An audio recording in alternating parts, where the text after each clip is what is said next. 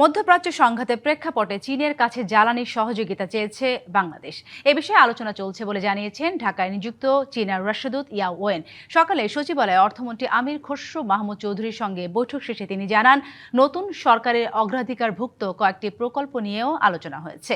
এছাড়া সরকার গঠনের প্রথম 3 সপ্তাহে চীনের 4টি কোম্পানি বাংলাদেশে প্রায় $100 মিলিয়ন বিনিয়োগের প্রতিশ্রুতি দিয়েছে, যা বাস্তবায়িত হলে প্রায় 10,000 মানুষের কর্মসংস্থান তৈরি হতে পারে।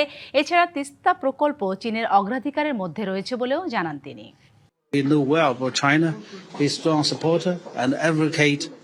জ্বালানি সংকট মোকাবিলায় বাংলাদেশকে সহযোগিতা করতে আগ্রহী চীন। তবে বাংলাদেশ ঠিক কী ধরনের জ্বালানি সহায়তা চায় সে বিষয় নিশ্চিত করলে আমরা সহায়তা দিতে আগ্রহী। এবার নগদে পাচ্ছেন হেলিকপ্টার অফার, তাই কেনাকাটার পেমেন্ট নগদে করুন আর বুঝে নিন 2,000 টাকারও বেশি ক্যাশব্যাক সহ হেলিকপ্টার রাইড। পেমেন্ট শুরু করুন আজই।